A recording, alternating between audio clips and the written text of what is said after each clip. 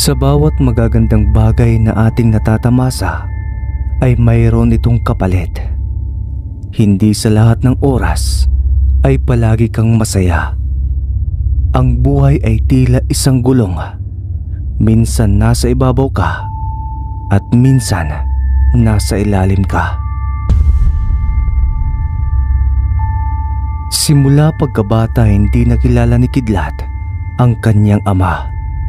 Ayon sa kanyang inang si Cora, mag-iisang taon pa lamang si Kidlat noon nang mamatay ito. Gayunpaman, kahit na anong larawan ng ama walang naitabi ang kanyang ina. Kaya naman mas lalong nagtaka si Kidlat. Sa kanyang pagbibinata, hindi niya maiwasang hindi hanapin ang kalinga ng isang ama. Ngunit palagi naman siyang pinapasaya ng kanyang ina. "Bakit mukhang Biyernes Santo naman ang itsura mo? May problema ka ba?" tanong ni Cora sa anak niya. Natahimik naman si Kidlat, ngunit agad siyang ngumiti sa kanyang ina. "Wala po, Nay. Masyado lang akong napagod. Siya nga po pala, nakakuha na po ako ng maraming kahoy para hindi ka na po mahirapan na maghanap ng panggatong." Tugon naman ni Kidlat. Sa totoo lang malungkot talaga ang binata dahil nakita niya ang kanyang ninong na si Mang Duming. Kasama nito ang sariling anak at nagbabasketball ang mag-ama. Kaya naman tila ba nakaramdam ng inggit sa kanyang puso si Kidlat. Ayaw niya namang sabihin ang totoo sa kanyang ina dahil alam niyang ginagawa nito ang lahat para sa kanya. "Ganoon ba? Sige, magpahinga ka na, anak, at ipagluluto kita ng merienda para naman maibsan ang pagod mo." Masayang wika ni Cora. Tango lamang ang itinugon ng binata sa kanyang ina. At habang abala si Cora sa pagluluto ng merienda, tahimik na naupo si Kidlat sa bangketo malapit sa kalan. Amoy na amoy niya ang matamis na halimuyak ng nilulutong suman at inihaw na saging. "Anak, tikman mo nga ito. Sabihin mo kung tama ang tamis, ha. Baka sobra na naman." Sabay abot ng isang piraso kay Kidlat. "Salamat po, Nay." Masaya niyang tinanggap ang pagkaing inihain ng kanyang ina. Matamis iyon, pero hindi kasing tamis ng pagmamahal na ipinapakita nito sa kanya araw-araw. At habang nagmemeryenda sila, panay naman ang kwento ni Cora tungkol sa mga suki niya sa palengke at ang kanilang mga kwentong buhay. Kahit papaano, nawala sa isip ni Kidlat ang lungkot na nararamdaman niya kanina. Matapos maghapunan, maagang natulog ang mag-ina. Ngunit kahit anong pikit ni Kidlat, hindi niya mapigilan ang pag-iisip sa nakita niyang masayang mag-ama kanina lang. Napabuntong hininga siya bago tuluyang nakatulog. Kinabukasan, maagang umalis si Cora upang magtinda ng mga nilutong bibingka. Naiwan naman sa bahay si Kidlat. Kaya naisipan niyang maglinis upang malibang. Sinimulan niya sa paghakot ng mga kahoy at pag-aayos ng mga lumang gamit. Habang nagwawalis, napansin niya ang isang maliit na kahon sa sulok ng aparador. Natabunan ito ng mga lumang damit at tila hindi pa nabubuksan sa matagal na panahon. Dahil sa kuryosidad, dahan-dahan niya yung kinuha at tinanggal ang alikabok. At nang buksan niya ang kahon, may nakita siyang lumang liham na maingat na nakatupi. "Para kanino kaya ito?" tanong niya sa kanyang sarili habang dahan-dahang binubuksan ang sobre. Ngunit bago pa niya mabasa ang laman, biglang bumukas ang pinto. "Anak, andito na ako!" wika ni Cora na may ngiti sa labi. Mabilis na isinara ni Kidlat ang sobre at ibinalik iyon sa loob ng kahon. Ayaw niyang mahuli siya ng kanyang ina at baka magalit lang ito. Nay, bakit po ang aga ninyo?" Pagtatakang tanong niya at pilit na itinatago ang kanyang kaba. "Nako, maagang naubos ang tinda ko, kaya nakauwi ako ng maaga." Masayang sagot nito sa kanya. Ngumiti na lamang si Kidlat, pero sa kanyang loob-loob hindi niya mapigilan ang pag-iisip kung ano ang nilalaman ng liham. Matapos makitang dumating ang kanyang ina, mabilis na itinago ni Kidlat ang liham sa ilalim ng kanyang unan sa silid. Ayaw niyang mabuko na binuksan niya ang kahon, lalo pat halatang matagal na itong itinago ng kanyang ina. Habang nag-aayos si Cora ng mga dala niyang bilao, napansin niya ang maliit na kahon sa ibabaw ng mesa. Alam niyang nakatago iyon dati sa ilalim ng mga lumang damit. Napabuntong hininga siya. Alam niyang pinakialaman iyon ni Kidlat. Pero sa halip na magtanong, nagkibit balikat na lamang siya at nagpatuloy sa kanyang ginagawa. Kinagabihan, tahimik na nahiga si Kidlat sa kanyang papag, pero hindi siya makatulog. Bumangon siya ng dahan-dahan at kinuha ang liham na nakatago sa ilalim ng unan. Dahan-dahan niyang binuksan ang sobre at sa liwanag ng gasera, sinimulan niyang basahin ang sulat. Anak, kung nababasa mo ito, nangangahulugan lang na dumating na ang tamang panahon para malaman mo ang katotohanan. Ang pangalan ko ay Kael. Isa akong albularyo, pero hindi lang ako basta manggagamot ng may sakit. Tagapagtanggol din ako laban sa mga nilalang na hindi mo pa kilala. Namatay ako hindi dahil sa sakit o aksidente, kung hindi dahil sa pagtatanggol sa iyo at sa iyong ina. May mga nilalang sa dilim na nais kaming puksain noon pa man. Alam kong balang araw, maaaring harapin mo rin sila. Kung mangyayari iyon, tandaan mo anak, nasa dugo mo ang aking kakayahan. Ikaw ang anak ng isang albularyo, isang tagapagtanggol. Pagbabasa ni Kidlat sa liham, napasingap si Kidlat at hindi siya makapaniwala sa kanyang nabasa. Hindi siya anak ng isang ordinaryong lalaki, kundi isang albularyo, at namatay ito sa pagtatanggol sa kanila. Maraming tanong ang pumasok sa isipan ni Kidlat, pero hindi niya alam kung paano hahanapin ang sagot. Kinabukasan habang nag-aalmusal, tahimik lamang si Kidlat. Halata sa kanya na iniisip pa rin niya ang liham. Hindi na siya nakaligtas sa paningin ni Cora ng mga oras na yon. Kaya naman agad siyang pinuna.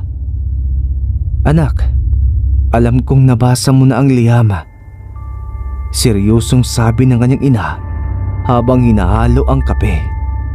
Napatingin si Kidlat kay Cora at nagulat sa inang walang paligoy-ligoy. Nay, totoo po ba yon? Ang tungkol kay Itay? Walang pag-aalinlangang tanong ni Kidlat. Tumango naman si Cora at bumuntong hininga. Tumingin ito sa malayo na tila ba inaalala ang nakaraan. Hindi ko ito sinasabi sa iyo noon dahil gusto kitang ilayo sa kapahamakan. Oo anak, isa siyang albularyo. Pero hindi lang siya basta manggagamot. May mga nilalang na hindi natin nakikita. Hindi natin alam kung kailan sila aatake. At ang iyong ama, siya ang nagprotekta sa atin laban sa kanila. Pag-amin ni Cora sa anak. Sino po mga yon? At paano siya? Paano siya nawala? Nauutal na tanong ni Kidlat. Napatingin si Cora sa kanyang anak at sa unang pagkakataon nakita ni Kidlat ang lungkot sa mga mata ng kanyang ina. Aswang anak, noong bata ka pa, tinangka nilang kunin ka. Pero hindi pumayag ang iyong ama. Ibinigay niya ang lahat pati ang kanyang buhay para hindi ka nila madala. Kaya mula noon, itinago na kita sa katotohanan sa takot na balikan ka nila. Wika ni Cora. Nanlamig ang buong katawan ni Kidlat. Hindi niya akalain na may ganoong bahagi ng kanyang buhay na hindi niya alam. Kung ganun po ba, babalik pa sila? Takang tanong ni Kidlat. Tahimik namang tumango si Cora sa tanong ng kanyang anak. Hindi ko alam kung kailan, pero kung darating ang araw na yon, gusto kong maging handa ka. Tugon ni Cora. Napatingin si Kidlat sa kanyang ina. Sa kabila ng lahat, alam niyang hindi siya pwedeng matakot. May dugo ng isang albularyo ang dumadaloy sa kanyang mga ugat, ang dugo ng isang tagapagtanggol. Habang nag-uusap ang mag-iina, hindi pa rin mawala sa isip ni Kidlat ang mga sinasabi ng kanyang ina. Nay, kung ganun po ba, bakit tayo inaatake ng mga aswang noon? Ano ang gusto nila sa atin? Tanong muli ni Kidlat. Napatingin si Cora sa kanyang anak at ilang sandali siyang natahimik. Parang nag-aalangan kung sasabihin pa ba niya ang natitirang bahagi ng katotohanan. Pero sa huli, nagpasya siyang hindi na muling maglihim. Hindi tayo ang gusto nila, anak. Ang hinahanap nila ay ang pangil ng Kidlat. Tugon ni Cora na ipinagtaka ng binata. Pangil ng Kidlat? Ano po ba yun? Kunot noong tanong ni Kidlat. Isa iyong mutya, anak. Isang napakalakas na mutya na pinangangalagaan ng iyong ama bago siya namatay. Sinasabing galing ito mismo sa isang nilalang ng langit. Isang pangil ng nilalang na sumisilang tuwing may matinding bagyo. Ibinigay ito sa kanya ng kanyang lolo at simula noon, siya na ang naging bantay nito. Paliwanag ni Cora. At yun ang gusto ng mga aswang? Bakit hindi na lamang ibinigay? Takang tanong ni Kidlat. Oo, sapagkat ang mutyang ito ay may kakayahang tumagos sa balat ng kahit anong nilalang ng dilim. Kaya nilang makatagal sa liwanag, makapagtago sa anino at manloko ng tao. Pero ang pangil ng Kidlat, isa ito sa iilang bagay na kayang pumatay sa kanila ng tuluyan. Kaya naman nais nila itong makuha. Tugon ni Cora. Lalong bumilis ang tibok ng puso ni Kidlat. Hindi niya inaasahang may ganitong palang koneksyon ang kanyang pamilya sa isang napakamakapangyarihang bagay. Kung ganun, nasa na po ngayon ang mutya? Tanong ni Kidlat. Hindi sumagot si Cora. Sa halip, tumayo siya at pumunta sa kanilang lumang aparador. Binuksan niya ang isang lihim na kahon sa ilalim ng mga tinupi niyang damit at mula roon inilabas niya ang isang maliit na pulang tela na tila binalot ng alikabok. Maingat niya itong hinawakan at inilapag sa harapan ng anak. Dahan-dahan niyang binuksan ang tela at tumambad kay Kidlat ang isang bagay na hindi pa niya nakikita sa tanang buhay niya. Isang maliit ngunit matalim na pangil na may tila bahid ng Kidlat sa bawat guhit nito. Parang buhay ang mutya dahil parang naglalabas ito ng kakaibang enerhiya. Ito ang pangil ng Kidlat, anak. Matagal ko itong itinago sa iyo, pero alam kong ito na ang tamang panahon para mapasa iyo ito. Wika ni Cora. Nang abutin ito ni Kidlat, biglang dumaloy sa katawan niya ang isang kakaibang pakiramdam na tila ba may mainit na enerhiyang bumalot sa kanya. Parang may dumadaloy na kuryente sa kanyang mga ugat. Saglit siyang napapikit at sa isang iglap, nakaramdam siya ng kakaibang koneksyon sa mutya. Para bang matagal niya itong hawak. Para bang naging bahagi na ito ng kanyang katawan. Pagdilat niya, nakatingin sa kanya ang kanyang ina. Baka sa mukha nito ang kaba at pag-aalala. Ramdam mo rin ba? Seryosong tanong ni Cora. Dahan-dahang tumango si Kidlat. Parang iisa kami ng mutyang ito. Manghang tugon ng binata. At sa unang pagkakataon, alam niyang hindi na siya isang ordinaryong binata. Isa siyang anak ng isang albularyo, isang tagapagtanggol, at ang kapalaran niya ay nakatali sa pangil ng Kidlat. Matapos ang araw na yon, unti-unting napansin ni Kidlat na may nagbabago na sa kanyang sarili. Nagising siya isang umaga, napakiramdam niya ay mas magaan ang kanyang katawan, mas matalas ang kanyang pandinig, at mas mabilis ang kanyang mga kilos. Habang naglalakad siya sa palengke, napapansin niyang naririnig niya ang mga usapan kahit mula ito sa malayo. Kapag kumikilos siya, para bang mas sanay ang kanyang katawan sa bilis at liksi. Isang bisis pa nga habang nagpuputol siya ng kahoy sa likod ng kanilang bahay, napansin niyang halos hindi siya napapagod. Isang hampas pa lang ng itak, nahahati na niya kaagad ang troso. Napahinto siya at napatingin sa kanyang kamay. Ano to? Ganito ba talaga ang epekto ng pangil ng kidlat? Tanong niya sa kanyang sarili. Hanggang isang gabi, pauwi na si Kidlat galing sa bayan matapos bumili ng kaunting bigas at asin para sa kanilang hapunan. Tahimik ang paligid at tanging lagaslas ng hangin at kuliglig ang kanyang naririnig. At habang naglalakad siya sa madilim na daan, biglang nagtayuan ang kanyang balahibo. May isang presensya siyang nakita na alam niyang hindi pangkaraniwan. Napahinto siya at tumingin sa paligid. May nagmamasid sa akin, bulong niya sa kanyang sarili. Sa isang iglap, isang mabilis na nilalang ang lumundag mula sa madilim na bahagi ng kakahuyan at sumugod sa kanya. Isa itong kiwig, isang uri ng aswang na may mahaba at matatalim na daliri. Malalaki ang mata at may kakayahang lumipad nang hindi naririnig ang galaw. Isa itong mandaragid sa dilim at bihasa sa pagsalakay ng hindi namamalayan ng mga biktima. Sa isang iglap, lumundag ito papunta kay Kidlat. Subalit biglang umatras ang binata at sa hindi may paliwanag na dahilan, parang kusa siyang kumilos upang umiwas. Hindi siya nasaktan, ngunit ramdam niya ang matinding tensyon sa hangin. Mukhang totoo nga ang sinasabi nila. Nasa iyo nga ang pangil ng Kidlat. Ngayon, ibigay mo na yan sa akin. Nakangising sigaw ng kiwig na si Anton. Ano? Hindi Wala kang karapatan dito. Tugon ni Kidlat at nanlaki pa ang kanyang mga mata habang pilit na tinatago ang mutya sa kanyang dalambag. Muli na namang sumugod si Anton.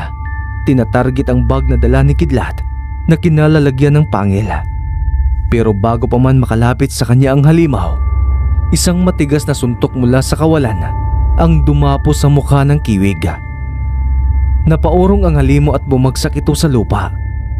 At mula sa dilim, isang matandang lalaki ang lumabas. Malaki ang pangangatawan nito, matikas kahit may edad na, at may hawak na matalim na gulok. Iyo, mukhang kailangan mo ng kaunting tulong, wika ng lalaki. Kayo po? Gulat na tanong ni Kidlat. Si Duming, ang kumpare ng kanyang ina, ang siyang tumulong sa kanya. Hindi niya akalaing nasa paligid lamang ito. Duming, ikaw na naman. Ilang bisis mo na akong pinipigilan. Galit na wika ni Anton at agad na bumangon. Hanggat ako'y humihinga, hindi kita hayaang makuha ang mutyang yan, sigaw ni Duming.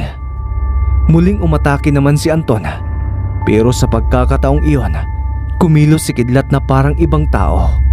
Parang may gumagabay sa kanyang mga galaw at naiwasan niya ang pangin ng halimaw. At sa isang mabilis na kilos, isang matalim na kidlat ang biglang dumaloy mula sa kanyang palad patungo sa katawan ni Anton, na labis na ikinagulat ng binata. Agad namang napaatras ang halimaw at nasasaktan sa hindi may paliwanag na enerhiyang dumadaloy mula sa katawan ni Kidlat. Hindi pa tayo tapos, Kidlat. Babalikan kita! Babalikan kita! Huling sambit ni Anton at sa isang iglap mabilis itong lumipad at nawala sa dilim. Habang si Kidlat naman ay habol ang kanyang hininga, ngunit tinapik siya ni Duming sa balikat. Mukhang marami tayong kailangang pag-usapan, iyo. Nakangiting wika ng lalaki. Sabay silang naglakad pa uwi at nang makarating sa bahay, sinalubong sila ni Cora. Napansin kaagad nito ang pagod at tensyon sa mukha ng anak. Kidlat, anong nangyari? Nag-aalalang tanong ni Cora. Cora, mukhang dumating na nga ang pinangangambahan natin, biglang wika ni Duming. Napatingin si Kidlat sa kanyang ina at halatang nagtatanong ang kanyang mga mata. Anak, Gusto kitang ipakilala sa taong matagal nang nagbabantay sa iyo mula sa malayo. Ang ninong mo, si Doming. Pagpapakilala ni Cora kay Doming. Napatingin si Kidlat kay Doming at nagulat siya sa revelasyong iyon at doon niya na lamang napagtanto. Kaya pala para bang pamilyar sa kanya si Doming nang una niya itong makita. Ninong? Hindi makapaniwalang tanong ni Kidlat. Sa puntong yun, unti-unti nang nagkakaroon ng linaw ang kanyang buhay. Ngunit kasabay ng katotohanan iyon, alam niyang mas lalo pang lalalim ang gulong kanyang kasasangkutan. Sa loob ng bahay tahimik na naupo si Kidlat sa harap ng hapagkainan habang si Cora at Doming ay nag-uusap. Ramdam pa rin niya ang pagod mula sa nangyari kanina. Para pa rin siyang nasa panaginip. Isang bangungot na hindi niya inaasahang magiging bahagi ng kanyang buhay. Cora, dumating na ang panahon. Hindi na natin maikakaila. Kailangan ng matuto ni Kidlat. Pagbasag ni Doming sa katahimikan. Napatingin si Cora kay Doming. Bakas sa kanyang mukha ang pag-aalala.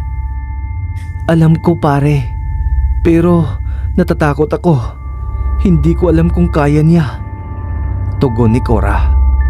Nay, hindi na ito tungkol sa kung kaya ko o hindi. Nangyari nang iniiwasan natin. Kailangan kong maganda. Singit ni Kidlat sa usapan ng dalawa. Tumango naman si Doming sa kaseryosong tumingin kay Cora.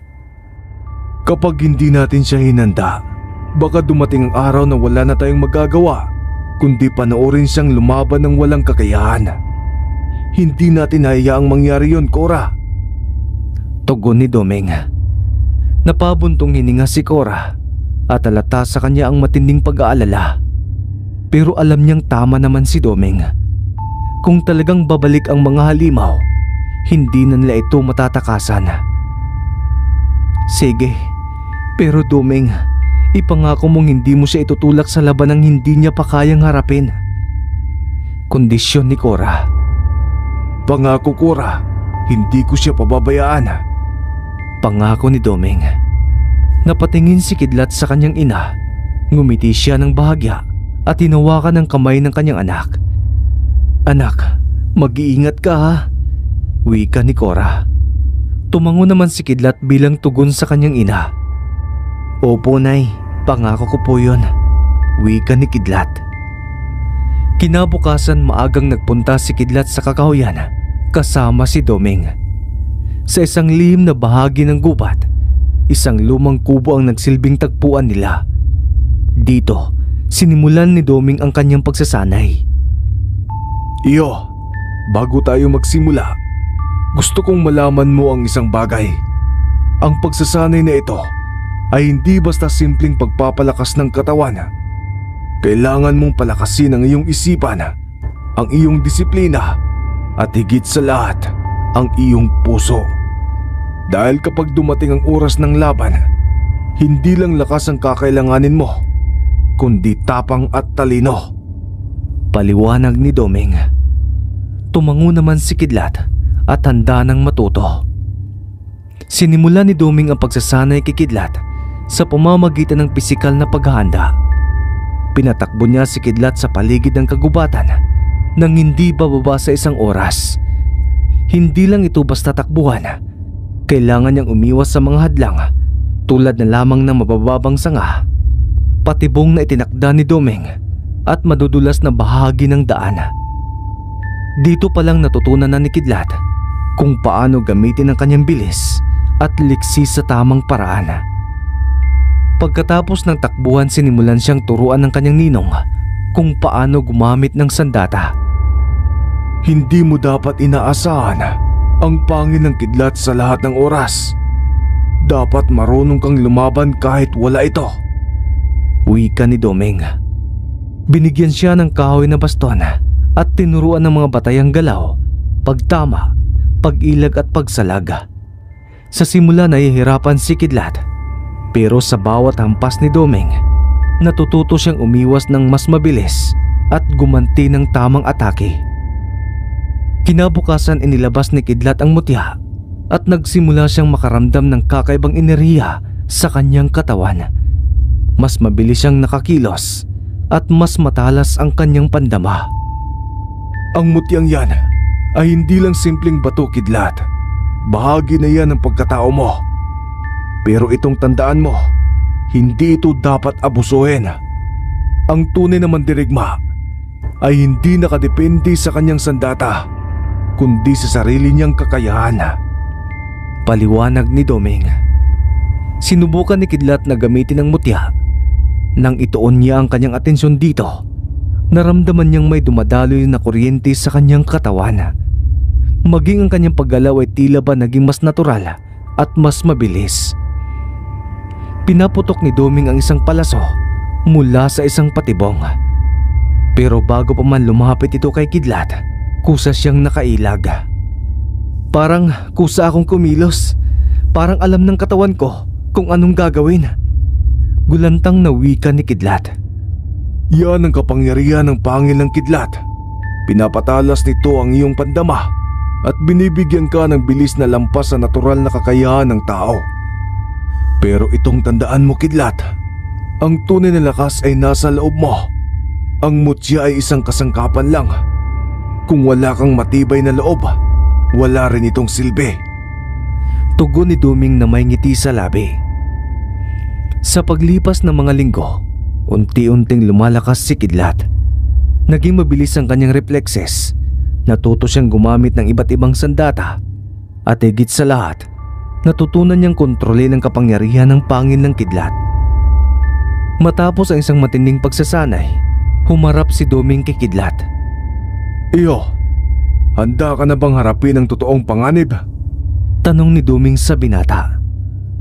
Hindi nagdadalawang isip si Kidlat. Kahit hindi pa niya alam kung anong naghihintay sa kanya, alam niyang wala na siyang aatrasan. Handa na po, Ninong. Matapang na tugon ni Kidlat. At doon na nagsimula ang kanyang bagong misyon, ang maging tunay na tagapagtanggol laban sa mga nilalang ng dilema. Matapos ang ilang linggong pagsasanay, bumalik sina Kidlat at Doming sa kanilang bahay. Pagod man ang katawan ni Kidlat, daman niya ang sigla sa kanyang kalooban. Gusto niyang ibahagi sa kanyang ina ang lahat ng kanyang natutunan mula sa kanyang mahabang araw na pagkalayo. Kung paano niya natutunang gumamit ng baston, kung paano niya nalampasan ang mga patibong sa gubat, at kung paano niya naramdaman ang tunay na koneksyon sa pangil ng Kidlat. Habang papalapit sila sa bahay, napansin niyang walang kahit anong ilaw mula sa loob. Ninong, sigurado akong matutuwa si Nanay pag nalaman niyang lahat ang natutunan ko. Hindi na ako makapaghintay na ikwento sa kanyang lahat. Masiglang wika ni Kidlat. Ngunit hindi sumagot si Doming sa mga sinasabi ng binata. May bumabagabag sa kanya, isang masamang pakiramdam na hindi niya maipaliwanag. At nang makarating sila sa harap ng bahay, napansin ni Kidlat na bahagyang nakaawang ang pinto. Bumilis ang tibok ng kanyang puso at tila ba nakaramdam ng kaba ang binata. Dahan-dahan siyang lumapit at itinulak ang pinto. Sa pagpasok niya, agad siyang natigilan. Sa gitna kasi ng sahig, duguan at wala ng buhay ang kanyang ina. Napaluhod si Kidlat. Nanlalamig ang kanyang buong katawan. Nanginginig ang kanyang mga kamay habang dahan-dahan niyang iniabot ang kanyang ina. Nanay! Nanginginig ang boses na tawag ni Kidlat sa kanyang ina. Walang tugon siyang naririnig. Wala ng buhay ang kanyang pinakamamahal na ina. Mabilis niyang sinuri ang katawan nito. May malalalim na sugat sa dibdib na tila ba sinaksak ng matutulis na kuko. Ang sahig ay puno ng dugo. Maging ang mga pader ay may bakas ng pakikipaglaban. Napahagulgol si Kidlat at labis na nabigla sa nangyari sa kanyang ina. Nay! Bakit? Bakit ganito? Tanong ni Kidlat habang tumutulo ang kanyang luha sa kanyang mga mata. Nanginginig ang kanyang mga kamay habang hinahaplos ang malamig na mukha ng kanyang ina. Hindi niya lubos maisip na sa pagbalik niya, ganito ang kanyang dadatnan. Samantala, Pumasok si Doming at sinuri ang paligid. Alam na niya agad kung sino ang may kagagawa nito. Aswang, bumalik sila. Mahinang wika ni Doming. Napakuyom ang mga kamao ni Kidlat. Ramdam niya ang nag-aapoy na galit sa loob niya. Nanginginig siya hindi sa takot, kundi sa matinding puot. Bumaling siya kay Doming na punong-puno ng luha ang kanyang mga mata. Ninong, sinong gumawa nito? Tanong ng binata. Saglit na natahimik si Doming bago nagsalita. Sa palagay ko, si Anton at ang grupo niya. Tugon ni Doming. Parang kulog na tumama sa dibdib ni Kidlat ang narinig niya. Ang halimaw na umatake sa kanya noon, ang nais agawin ng mutya, siya rin ang pumatay sa kanyang ina. Nanginginig siya sa galit. Gaganti ako, Ninong. Hindi ko hayaang mamatay ng walang katarungan si nanay. Wika ni Kidlat. Hinawakan siya ni Doming sa balikat at pinayuhan. Iyo, alam kong nag-aapoy ang puso mo ngayon sa galit. Pero hindi ka pwedeng sumugod ng basta-basta. Hindi lang si Anton ang kalaban mo. Marami sila.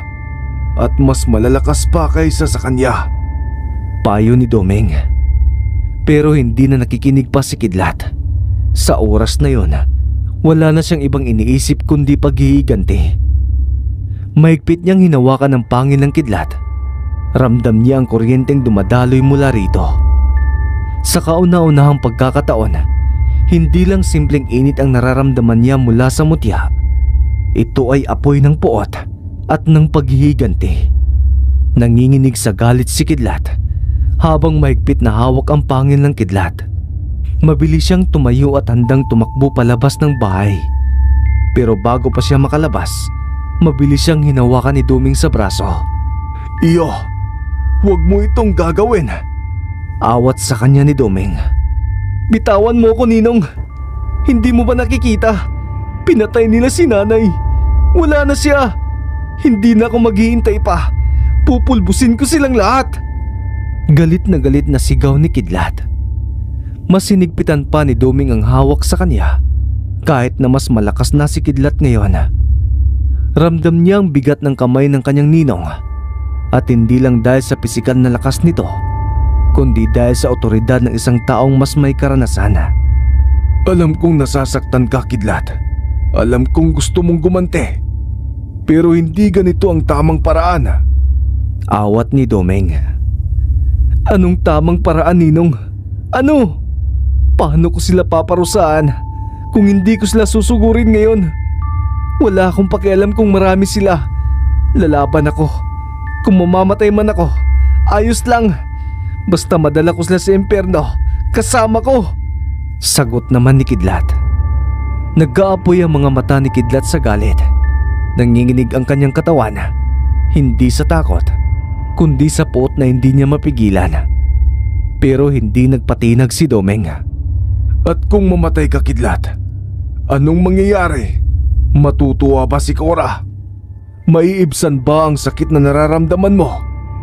Hindi, iyo. Kapag namatay ka, tuluyan ang mawawala ang pag-asa natin. Paliwanag ni Doming. Mas pipiliin ko ng mamatay kaysa hayaan silang magpatuloy sa ginagawa nila. Pangangatwiran naman ni Kidlat. At paano ang ibang inosenteng tao? Paano ang mga susunod nilang bibiktimahin? Kung sumugod ka ngayon ng walang plano, hindi mo sila lahat mapapatay. At kapag napatay ka nila, wala nang pipigil sa kanila. Natigilan si Kidlat. Nanginginig ang kanyang kamao, pero hindi siya nakapagsalita. Hindi mo ba naiintindihan, iyo? Ang paghihiganti ay walang silbi kung hindi ito may ingat na pinaplano. Oo, may kapangyarihan ka nga. Pero hindi ibig sabihin noon ay kaya mo nang talunin ang lahat ng kaaway mo nang mag-isa ka lang. Alam natin na marami sila. Alam natin na mas malakas sila. At alam din natin na hindi mo sila basta-basta matatalo. nang hindi mo ginagamit ang utak mo. Dagdag pa ni Doming. Pero Ninong, Hindi pa man tapos si Kidlat sa sasabihin ay pinutol na iyon ni Doming. wala nang pero-pero, Kidlat. Kung gusto mo talagang ipagiganti si Cora, dapat mong gawin ito sa tamang paraan.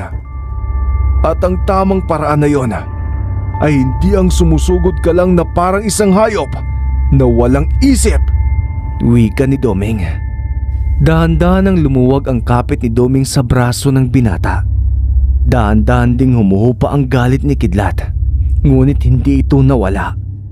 Napayo ko na lamang siya, mariing nakapikit at malalim na huminga. Paano, Ninong? Paano natin sila mapapatumba? Malumanay na tanong ni Kidlat. Bubuo tayo ng plano. Aaralin natin ang mga galaw nila, ang mga kahinaan nila. Hindi tayo basta lalaban, kundi sisiguraduhin nating mapapanalo ito. Hindi lang ito pag-iiganti, iyo. Ito ay giyera. At sa giyerang ito, ang pinakamahusay na estratehiya ang nagwawagi. Kalmadong tugon ni Doming. Dahan-dahang tumango si Kidlat. Hindi pa rin nawawala ang sakit sa kanyang puso. Pero sa ngayon, alam niyang tama si Doming. Anong unang hakbang? Maikling tanong ni Kidlat. Hanapin natin si Kiko. Siya ang leader nila. At kung may isang tao tayong kailangang pag-aralan, siya na yon. Tugon ni Doming.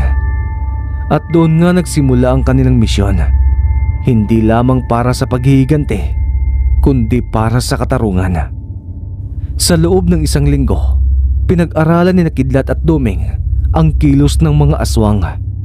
Hindi sila basta-basta sumusugod. Gumagamit sila ng espiya.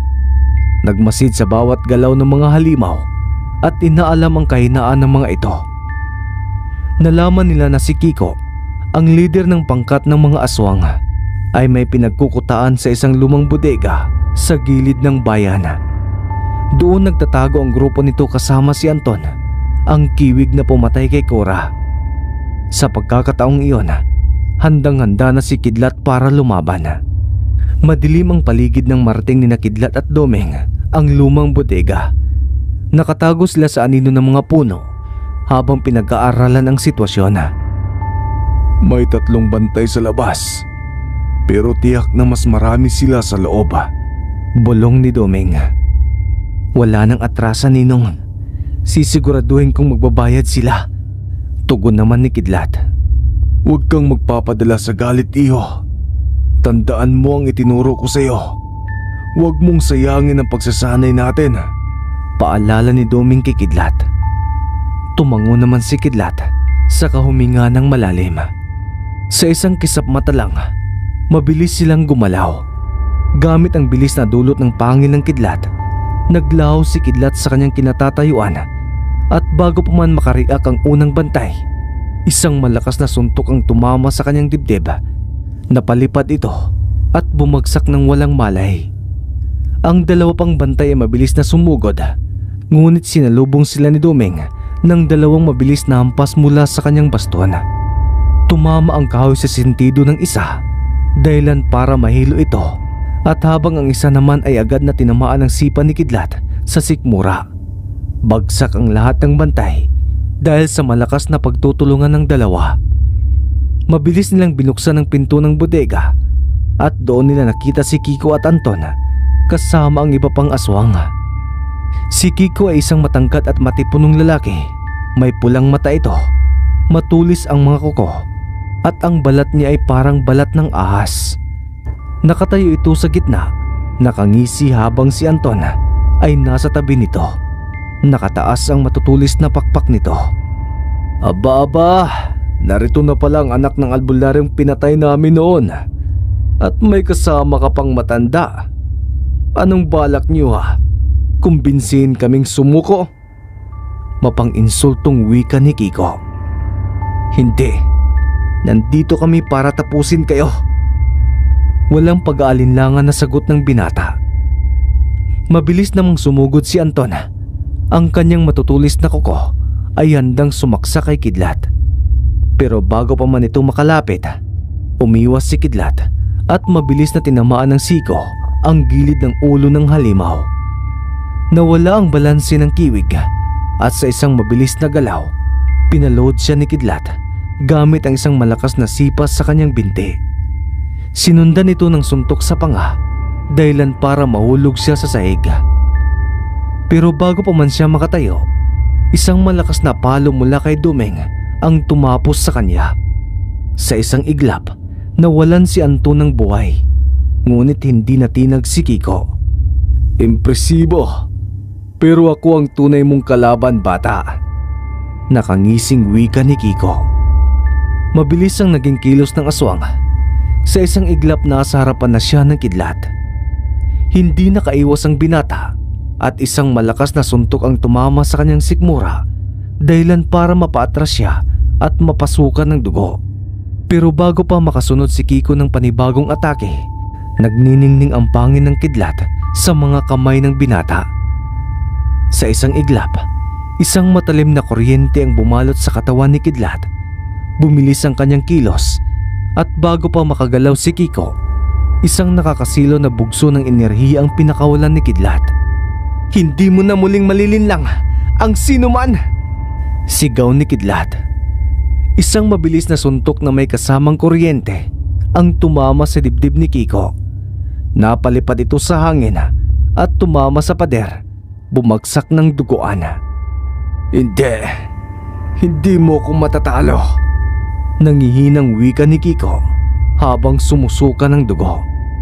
Ngunit bago pa ito makabangon, lumapit si Kidlat at itinapat ang kanyang kamay sa dibdib ng halimaw.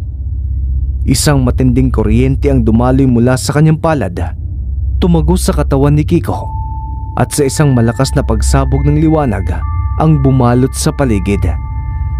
Sa isang iglap, natapos ang buhay ng halimaw. Hinihingal si Kidlat, nanginginig pa rin ang kanyang katawan sa pagod, ngunit sa wakas, natapos na ang bangungot. Lumapit si Dumeng at tinapik ang kanyang balikat. Ginawa mo ang tama, iyo. Nakuha mo ang katarungan para sa iyong ina. Nakangiting wika ni Dumeng. Napatingala si Kidlat at sa unang pagkakataon, naramdaman niya ang katahimikan sa kanyang puso. Ngunit alam niyang hindi pa tapos ang lahat. Alam niyang may iba pang kasamaan na kailangang labanan. At simula sa araw na yon, siya na ang magiging bagong tagapagtanggol. Siya ang anak ni Cora, ang may-ari ng pangin ng Kidlat.